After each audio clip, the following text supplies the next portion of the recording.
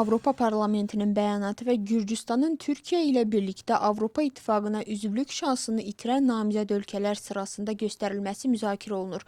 Avropa Parlamenti iyunun 17-sində qəbul etdiyi bəyanatı sosial şəbəkələrdə yenidən paylaşıb. Sənəddə bildirilir ki, Gürcüstanda demokratik geriləmə prosesi davam edir. Vurğulanır ki, Avropa İttifaqı və üzv dövlətlərin Gürcüstan hakimiyyəti ilə əməkdaşlığı demokratik geriləmənin hüquq və azadlıqlara qoyulan məhdudiyyətlərin, eləcə də Avropa İttifaqı əleyhinə dezinformasiyanın dayandırılması istiqamətində atılan addımlardan asılı olmalıdır. Hesabatın müəllifi Rasa Yukneviçin hesab edir ki, Avropa İttifaqı Gürcüstanda repressiyalara və dövlət institutlarının ələ keçirilməsinə görə məsuliyyət daşıdığı iddia olunan şəxslərə qarşı sanksiyalar tətbiq etməlidir. Bəyanatda Türkiyə haqqında da qeyd olunur ki, ölkə demokratik islahatların yetərli olmaması səbəbindən Avropa İttifaqına üzvlük imkanını əldən verir.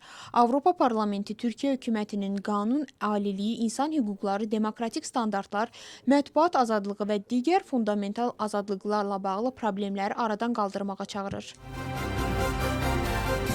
Hazırda İranın ali dini lideri Ali Xameneyinin dəfn mərasimi keçirilir. Tədbirdə 100-ə yaxın ölkənin nümayəndələrinin iştirakı gözlənilir. Nikol Paşinyan artıq Tehrana gəlib. Gürcüstan prezidenti Mikhail Qavelaşvili də mərasimdə iştirak edir və İran prezidenti Məsud Pezeşkiyan ilə görüşüb. Xamenei fevralın 28-də ABŞ və İsrailin hücumu zamanı həlak olmuşdu. Dəfn isə müharibə səbəbindən təxirə salınmışdı. ABŞ konqresmeni Joe Wilson X sosial şəbəkəsində yazıb ki, Xameneyinin dəfnində Amerikanın ən böyük düşmənləri toplaşır. O, prezident Mikhail Qavelaşvilinin də mərasimə qatılacağını bildirərək bunu İranla Gürcü arzusu arasında anti-Amerikan əməkdaşlığının gücləndirilməsi kimi qiymətləndirib. Wilsonun bəyanatı Tbilisdə siyasi reaksiyalara səbəb olub. Tina Bokuçava cəmiyyətdən üzr istəyərək etiraf edib ki, 2 il əvvəl partiya sədri dəyişikliyinin səbəbi barədə həqiqəti deməyiblər. Onun sözlərinə görə Levan Xabeyşvilinin sağlamlığı deyil, müxalifətin birləşdirilməsi əsas səbəbidir. Hakim komanda isə bildirir ki, müxalifətdən belə etiraf onları təəccübləndirmir. Georgi Malanyaya Giga Avalyaninin qətli ilə bağlı işi üzrə rəsmi ittiham irəli sürülüb. İstintaqa görə o, Avalyaniyə qrup halında ağır xəsarət yetirilməsi planına kömək edib. Bu maddə üzrə onu 13 ilədək həbs cəzası gözləyir. Prokurorluq barəsində həbs qəti imkan tədbiri tələb edir. Terror aktına cəhd ittihamı ilə mühakimə olunan Oleg Olisaşvilinin işi üzrə məhkəmə davam edir. Bugünkü iclasda müdafiə tərəfinin sübutları araşdırılıb, təqsirləndirilənin atası ekspert qismində dindirilib və yazılı sübutlara baxılıb. Daxili İşlər Nazirliyi xüsusilə külli miqdarda narkotik vasitələrin satışına kömək etməkdə şübhəli bilinən Ukrayna vətəndaşını saxlayıb.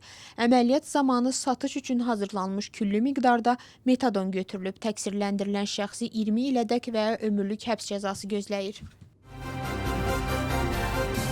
Tbilisi şəhər meşəsi layihəsi başa çatmaq üzrədir. Layihə çərçivəsində Tacminda yamacında 700 hektara yaxın ərazi bərpa edilib, 700 minə yaxın tink əkilib, 45 kilometrə yaxın piyada və velosiped yolu yenilənib. İşlər Tbilisi meriyası və Kartu fondunun əməkdaşlığı ilə həyata keçirilir.